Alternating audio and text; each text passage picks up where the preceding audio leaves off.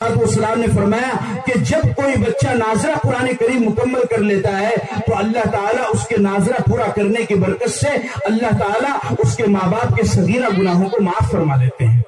اور پھر آپ علیہ الصلوۃ والسلام نے فرمایا کہ اگر کوئی حفظ کر لے قرآن کریم پورا کا پورا اپنے سینے کے اندر اتار لے،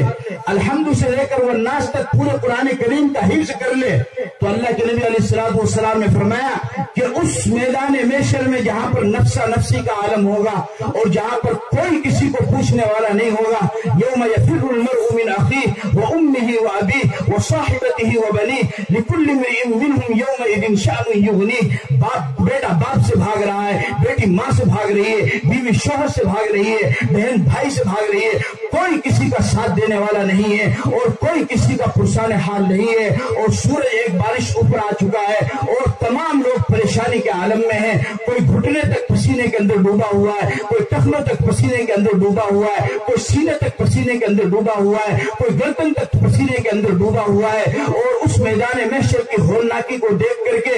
اولیاء اور صلحاء اور علماء اور عوام الناس کو چھوڑیے، اس قیامت کی ہولناکی کو دیکھ کر کے پیغمبر بھی پکار اٹھیں گے۔ آدم کہیں گے یا رب نفسی نفسی، نوح کہیں گے یا رب نفسی نفسی، ابراہیم کہیں گے یا رب نفسی نفسی، اسماعیل کہیں گے یا رب نفسی نفسی، اسحاق کہیں گے یا رب نفسی نفسی، زکریا کہیں گے یا رب نفسی نفسی، یحییٰ کہیں گے یا رب نفسی نفسی، داؤد کہیں گے یا رب نفسی نفسی، سلیمان کہیں گے یا رب نفسی نفسی، یعقوب کہیں گے یا رب نفسی نفسی، یوسف کہیں گے یا رب نفسی نفسی، یونس کہیں گے یا رب نفسی نفسی، نوح کہیں گے یا رب نفسی نفسی، لوط کہیں گے یا رب نفسی نفسی، مریم ماں نبی کی ماں کہے گی یا رب نفسی نفسی، عیسیٰ علیہ السلام کہیں گے یا رب نفسی، کوئی کسی کا پرسان حال نہیں ہوگا۔ جب پیغمبر کو اپنی ذات کی فکر ہوگی تو لوگوں کو دوسرے کی فکر کہاں سے ہوگی؟ لیکن اس پورے میدان محشر کے اندر آدم علیہ السلام سے لے کر قیامت تک آنے والی نسل میں اگر کوئی ایسی ہستی ہوگی،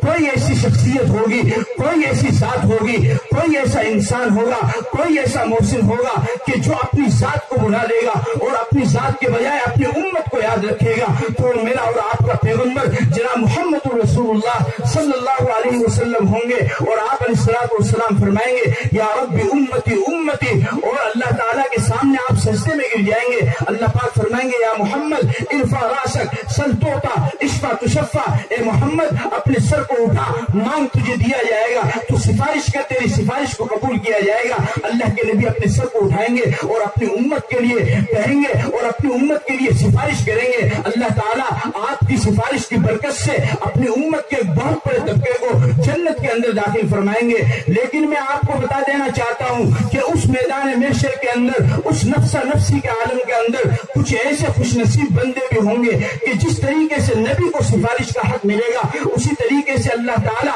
ان بندوں کو بھی سفارش کا حق عطا فرمائیں گے۔ اور ان بندوں میں سے ایک بندہ وہ بھی ہوگا جس نے قرآن کریم کو حفظ کیا، آپ کا بچہ جس نے قرآن کو حفظ کیا، آپ کا بچہ جس نے پورے قرآن کو اپنے سینے کے اندر اتارا، اللہ تعالیٰ اس حافظ قرآن سے فرمائیں گے من وجبت علیہم النار شفعہ عشرۃ من اہل بیتہ کلہم قد وجبت لہم النار، کہ 10 خاندان کے ایسے آدمی جن کے لیے جہنم واجب ہو چکی ہے اور ان کے لیے فیصلہ ہو چکا ہے کہ اب ان کو جہنم کے اندر ہی جانا ہے، اور جہنم میں جانے سے کوئی چیز مانے نہیں بن سکتی ہے، اللہ تعالیٰ اس حافظ قرآن بچے سے فرمائیں گے کہ تو ان 10 آدمیوں میں سے جس کو چاہے اپنے ساتھ جنت میں لے کر کے چلا جا۔ وہ ایک بچہ حافظ قرآن اپنے خاندان کے 10 ایسے آدمی جن کے لیے جہنم واجب ہو گئی ہے، ان کا ہاتھ پکڑ کر کے ان کو جنت میں لے کر کے چلا جائے گا۔ یہ کوئی معمولی چیز نہیں ہے، یہ بہت بڑی چیز ہے،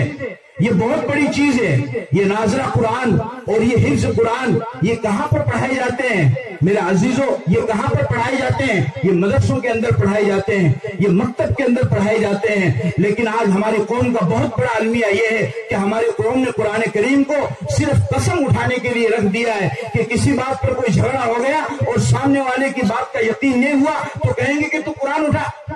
صرف قرآن رکھ جب میں مانوں گا۔ قسم کھانے کے لیے، سر پر رکھنے کے لیے قرآن کو رکھ دیا ہے۔ یا پھر اگر قرآن کریم کو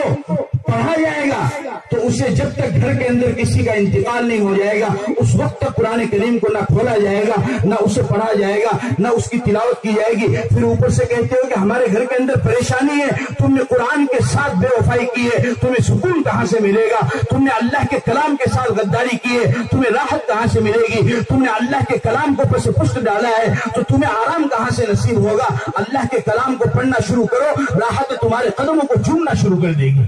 اللہ کے کلام کی تلاوت کرنا شروع کرو، راحت اور سکون دنیا کی بھی اور آخرت کی بھی وہ تمہارے سامنے آنی شروع ہو جائے گی۔ اس لیے میرے عزیزوں، اپنے بچوں کو قرآن کی تعلیم سے محروم نہ کرنا، اپنے بچوں کو قرآن کی تعلیم سے محروم نہ کرنا، اپنے بچوں کو قرآن کی تعلیم سے محروم نہ کرنا۔ اگر تم نے ان کو قرآن کریم کی تعلیم سے محروم کر دیا تو یہ بچے کل قیامت کے دن تمہیں معاف نہیں کریں گے۔ یہ دنیا تو کٹ جائے گی ایک دن،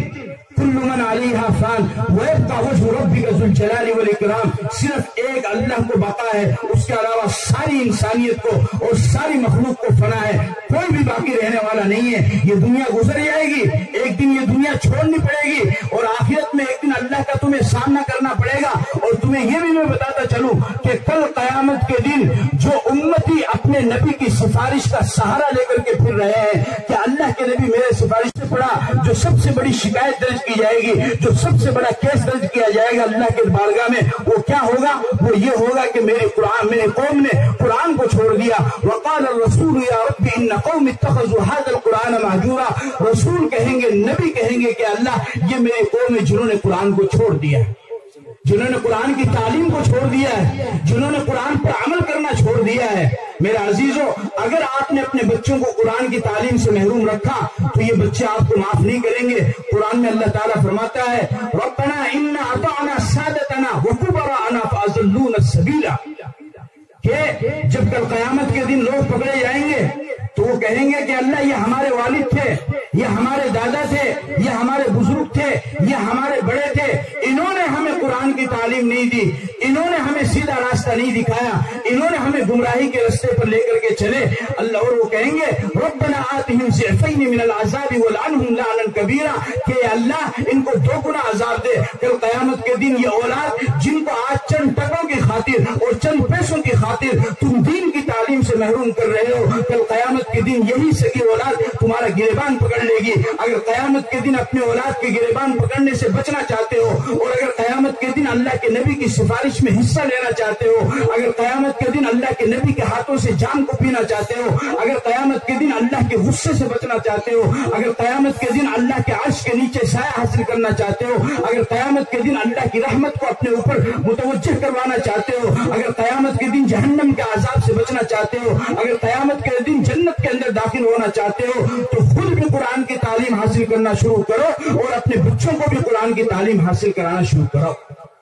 یہ قرآن ان کو سیدھا رستہ دکھائے گا، یہ قرآن راہ ہدایت ہے، یہ ان کو صحیح رستہ دکھائے گا، یہ صراط مستقیم پر ان کو لے کر کے چلے گا۔ ہم آپ کو منع نہیں کرتے ہیں کہ آپ اپنے بچوں کو دنیاوی تعلیم نہ دیں، بے شک ان کو دنیاوی تعلیم دی جائے، لیکن ان کو پکا سچا مسلمان تو بناؤ۔ میں آپ سے یہ نہیں کہتا کہ آپ اپنے بچوں کو عالم بناؤ، میں آپ سے یہ بھی نہیں کہتا کہ آپ اپنے بچوں کو مفتی بناؤ، آپ اپنے بچوں کو قاری بناؤ، انہیں مفسر بناؤ، انہیں محدث بناؤ، انہیں فقیہ بناؤ، یہ تو بہت بلندوں والا چیز ہے۔ اگر آپ بناتے ہیں تو زہر قسمت، آپ کی قسمت کا تارا اقبال وہ بلندیوں پر گونجے گا اور وہ چمکتا دمکتا رہے گا۔ لیکن اگر آپ یہ تمام چیزیں عالم نہیں بناتے ہو، حافظ نہیں بناتے ہو، قاری نہیں بناتے ہو، مفتی نہیں بناتے ہو، لیکن آپ انصاف سے مجھے بتاؤ کہ ایک مسلمان ہونے کی حیثیت سے کیا آپ کے اوپر اور آپ کے بچوں پر اتنا بھی فرض نہیں ہے کہ آپ اپنے بچوں کو نازلہ قرآن کریم پڑھائیں؟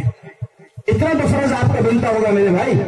اتنا فرض تو آپ کا بنتا ہی ہوگا۔ اگر اتنا فرض بھی اگر آپ کا نہیں بنتا ہے تو پھر ہم کس معنی کے مسلمان ہیں؟ یہ قرآنی تعلیم کہاں پر ملے گی؟ یہ ان جیسے مکتب کے اندر ملے گی۔ اس مکتب کو معمولی نہ سمجھو، اس مکتب کا زیادہ سے زیادہ تعاون کرو، اس مکتب کی زیادہ سے زیادہ تحفظ کرو اور اس مکتب کی امداد بھی کرو اور اس مکتب کے اندر اپنے بچوں کو بھی دینی تعلیم حاصل کرنے کے لیے بھیجو۔ جب تک آپ کے بچے